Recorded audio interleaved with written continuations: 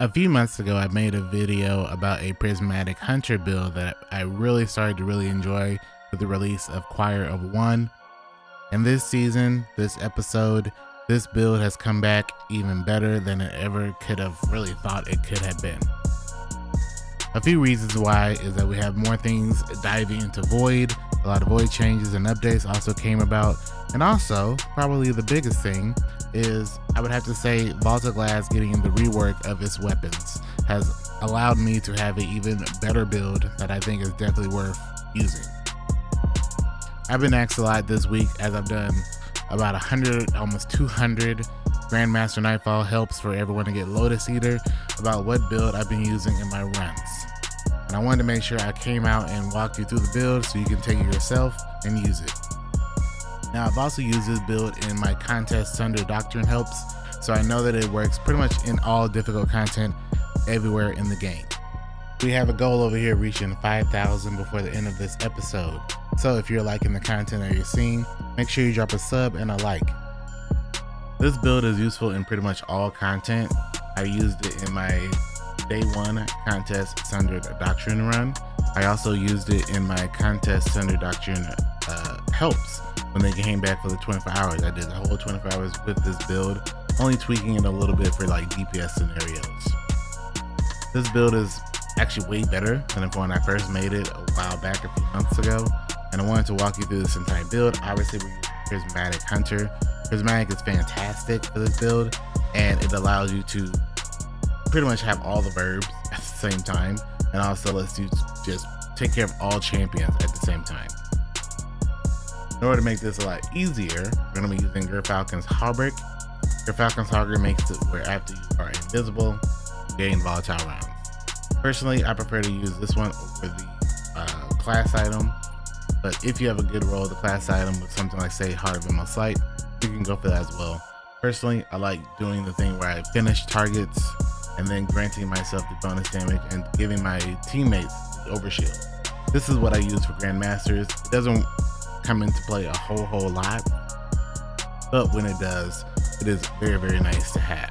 So I go for the traditional chest piece instead of the class item. What I'm using for the most part is going to be the same across the board. I'm going to be using Shadow Shot, especially for this Grandmaster. Shadow Shot is incredibly strong, just locks down an area, grants all of the enemy weakening, and then it's going to allow us to just get the orb generation going really quickly. For our melee, I like to use Threaded Spike. This is simply for severing targets. It is another way of getting a volatile chain started. Tosses Threaded Spike. It's going to make them all weaken. Once you kill them, go invis. Once you go invis, obviously the Gerfalcon's volatile gameplay loop starts. For my grenade, I like to do a magnetic grenade for the higher value targets like the Brig, for the Unstoppables, for the boss, for the wizards. Tossing that out will obviously weaken them by 15%, and it's another way of starting the gameplay loop of just getting volatile active. Sometimes I think it's also really good to swap out for dust-filled grenades, but for this, I find the magnetic grenade is way too valuable in this situation. Also, there are other options you can use, but for the majority of this gameplay, the magnetic grenade is always going to be useful, and you'll see when we get down to the fragment. For the aspects, I'm going to obviously go for a Stylix Executioner. This is going to be really good because anytime you have an elemental debuff, you're going to go invisible and also gain True Sight. Now, the True Sight is really good in this GM because once you go invisible, especially in the boss room and especially in the small room after the outside area, the little bell room, when you get in there, you can get a kill, go invisible, and then you have a few seconds of seeing where all the enemies are. This is really good because if you have a person that's down, you can activate your volatile, activate your invis, look and see where everything is, so you aren't taken off guard when you go inside the room or when you go to another part of the room. And you can just get that res a little bit easier because you're invis and you know where all the enemies are, and you can keep that chain going over and over. So I personally like this a lot. Also, putting it with Ascension is really good. You jump in the air, you do the whole Ascension thing in the air, and then it's going to jolt targets around you. This is just another way of creating some sort of verb. So when you get that kill, go invisible. This is all about having multiple ways of going invisible and creating that chain of just creating an elemental debuff and then going into invisibility and moving on and just having that gameplay loop. This is all about having multiple ways of getting the gameplay loop started and going over and over and over. Some people prefer to do Threaded Spectre. It's not terrible, but obviously Ascension I think is way better. It's also pretty good for movement sometimes. You can jump away from burns, jump away from suppression grenades with Ascension, jump in the air, and then you don't get hit by that sometimes. The fragments, most of these are static, but there is one that I think is kind of free and you can kind of move however you want to. So first off, you're going to take advantage of Facet of Dominance. Void Grenades weaken, Arc Grenades jolt. Obviously we're taking advantage of the Void Grenade because of Magnetic Grenade. We want to take this, so we're going to weaken targets. If you are using this grenade, you want to use this. Otherwise the grenade won't weaken. If for some reason you don't like the Void Grenade or you just want to really go for the Dustfield Grenade, you are free to take this off. But the combination of these two things are just a must. If you're running the Magnetic Grenade, you gotta run the Facet of Dominance. Next up, we're going to take advantage of Facet of Dawn, where powered melees are going to grant us Radiant. Then powered melee final blows make nearby allies Radiant as well. Because we're running Threaded Spike, this is going to be a really easy way of getting Radiant. It's going to increase our damage output a little bit, and we can pretty much start another way of having volatile chaining started. So as you'll notice, a lot of this stuff at the top, some way is going to be reflected down here in the fragments. So Threaded Spike, Facet of Dawn, Magnetic Grenade, Facet of Dominance. See where we're going with this? Next up, we're going to be taking advantage of Facet of Awakening, but rapidly defeating targets with light or dark damage, or super final blows generates an elemental pickup of the matching damage type. Because of us running a lot of void stuff, and we're going to be focusing on void abilities and void weapons and void pretty much everything, we're going to be taking advantage of getting our void breaches, and as you see, a dimensional rupture teaming with void energy. When picked up, void breaches grant class ability energy. This isn't the main reason why we're using this, but it's a really nice way of just getting us a bit more energy for dodging or getting out of dodge with Ascension, things like that. The main reason we use this is really for the extra resilience, and I also find it to be a really easy way is getting us more ability energy. Just works into the gameplay loop just having Ascension, as you see with the rest of the stuff. Next thing is Facet of Hope. While you have an elemental debuff, your class ability regenerates more quickly. Obviously, you're gonna always have an elemental debuff pretty much at all times between invisibility, restoration, overshield, radiant, so on and so forth. So we're always going to have that, so it's going to increase our elemental ability generation, and I just personally think it's really nice to have up as often as possible. This is really good as well because obviously we're using Marksman's Dodge just to reload our weapons. If you are for some reason you don't have an issue reloading your weapons, you can actually swap this out for Radiant or Acrobatic Dodge. I'm just not a big fan of it. And the biggest reason you want to have Radiant in this Grandmaster is for the barrier champions, but as you'll see, we're going to have our barrier from something else, from Volatile basically. Last thing, this is what you can swap out depending on what you're doing. Personally, I think it's a must, but you can swap either this out. If you're not using the Void thing, you can swap this out instead. So this is Facet of Purpose. For picking up an Overpower, grants either Bolt Charge, Restoration, Frost Armor, Woven Mail, or Overshield based on your damage type of your super. Because we're running Void, this is going to be an Overshield, so every time we pick up an Overpower, we're going to get a Overshield. That Overshield doesn't last a very long time, it's about 4 seconds, but it's really nice if you're having a bunch of orbs everywhere, which we will have because of Tether, because of the Siphon, obviously from our Void weapons, and we're going to just have a lot of ways of just making orbs of power anyway. We're going to constantly have an additional Overshield, and that could be the difference between you living and you dying in certain situations, whether it be in a Grandmaster Nightfall or in just any activity in the game. If you are going to swap out for one of these, whether it be Purpose or Dominance, what I would prefer you to do is to swap out for a Facet of Mending. If you're liking other grenades, you can get the Cure. This is also really strong if you are taking advantage of Transcendence, which you should. This is really strong for that. This is just something you can spam at that point. Just another way of healing. I don't think it's super necessary because we should always be invisible. But if you're for some reason not liking the Magnetic Grenade and the Weakening, you can go for a Facet of Mending and another grenade instead. Another really good choice is the Facet of Defiance, where finishers create a detonation that either jolts, scorches, slows, severs, or makes targets volatile. This is really cool because when you finish, if for some reason you don't have any other way of making volatile enemies, you can finish them, and then everyone around you will become volatile, and then you can start the gameplay loop that way. The only reason I wouldn't go for this is because obviously you have to finish a target and have enemies around them. So it's a situational thing that I wouldn't really go for. Another choice as well would be Facet of Solitude. This is what I normally use in my Grandmaster runs. For rapid landing of precision hits, miss a Severing Blast. And obviously while Transcendence, that Severing Blast is bigger. This is really good as well because in this GM, they're gonna all hurt. They hurt. So having the ability to sever targets, allowing them to do less damage to you and the fire team, could be, once again, difference in you living and dying.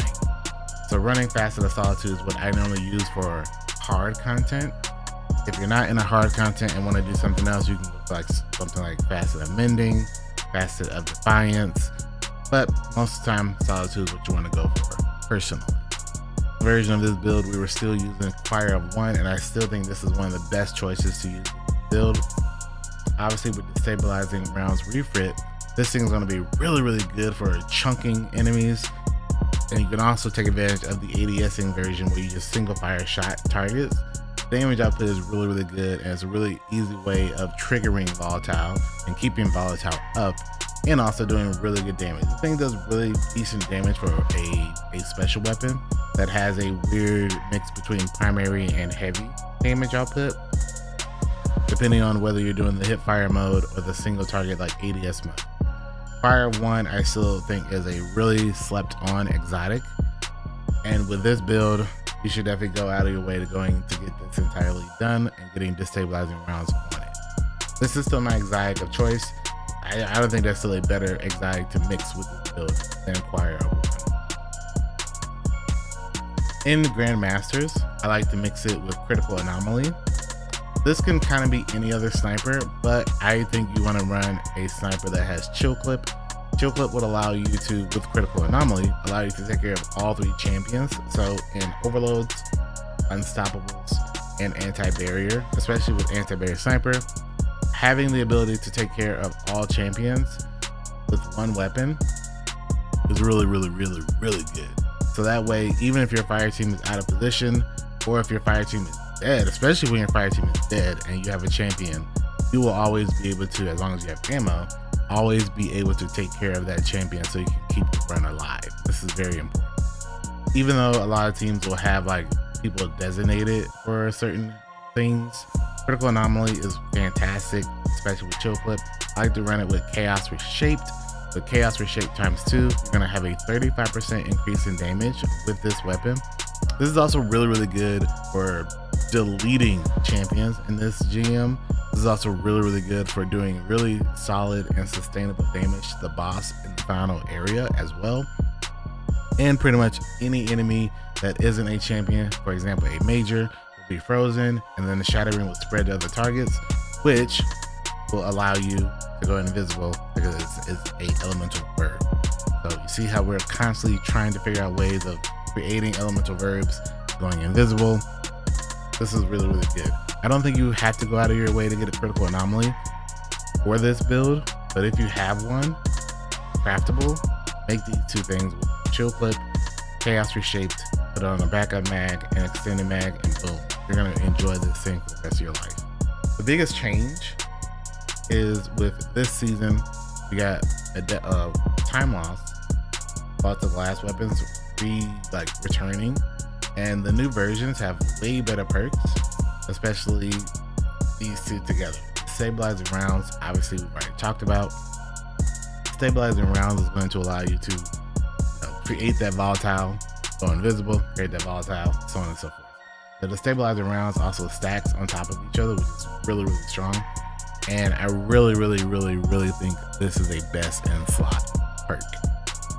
Originally in this build, I still used corrective measure. Back then I used demolitionist and adrenaline junkie.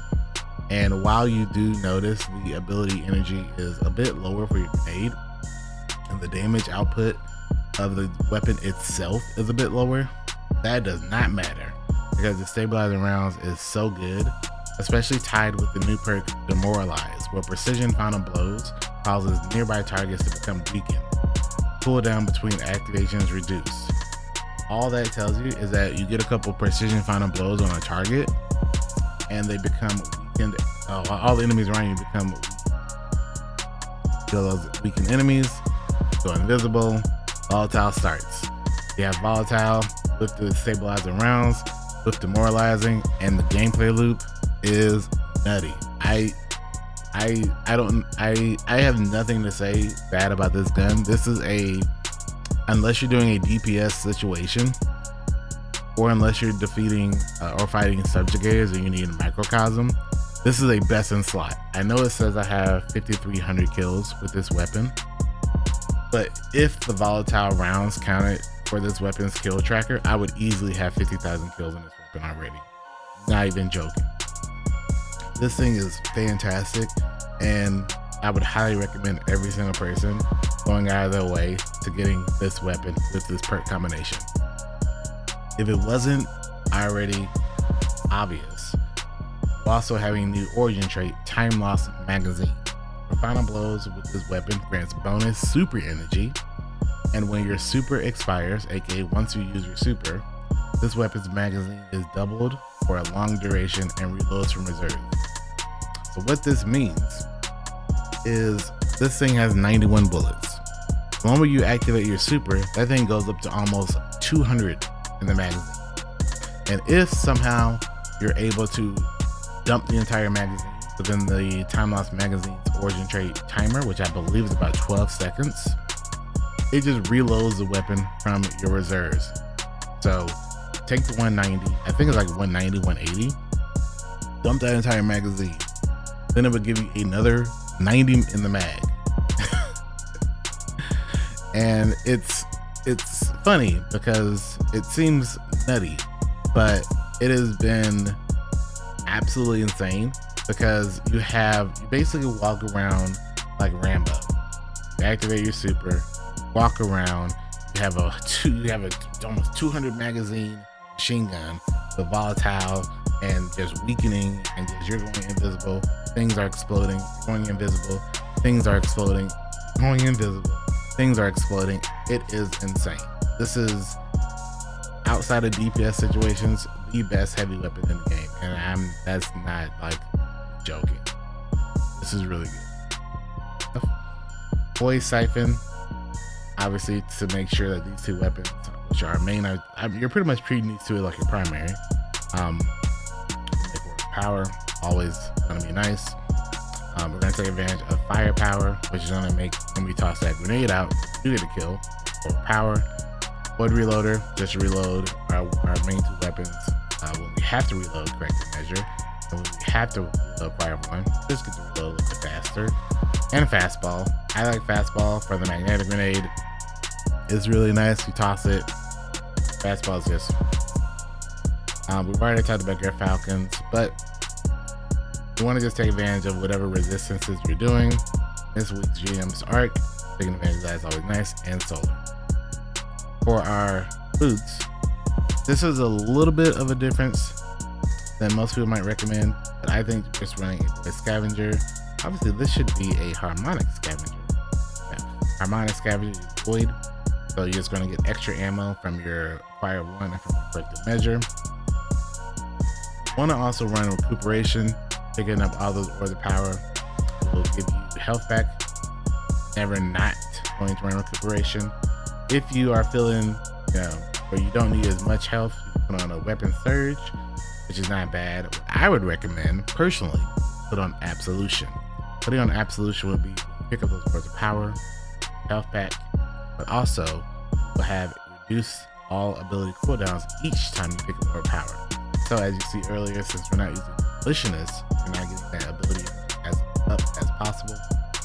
Instead, with absolution, you'll be able to get all of your abilities back a tad bit faster. If you really want to double down directly into your grenade, put on innervation instead. And then anytime you pick up aura power, it'll only give you a decent chunk of your grenade back. Obviously, we're running double special, so we want to take advantage of special finisher. We're always going to pretty much have aura power and have armor charge, so we might as well take advantage of aura power and take advantage of special finisher. That way, we always have Choir 1 ammo, and also we'll always have critical anomaly ammo as well. Putting on powerful attraction is also really nice. We're going to be dodging pretty often between just reloading our weapons and from ascension. And just from normal dodging, this is nice because sometimes you might not be able to see or get to an orb. Dodging will get you those orbs if they're close enough to you, and that will trigger all of our boots. So it'll trigger recuperation, and it'll re-trigger like absolution, things like that. Another thing I like to do is doing bomber, where every time I use my class ability, it'll give me a small chunk of my ability energy back. I want to say about 10%. So this is just another way of just getting closer to that grenade.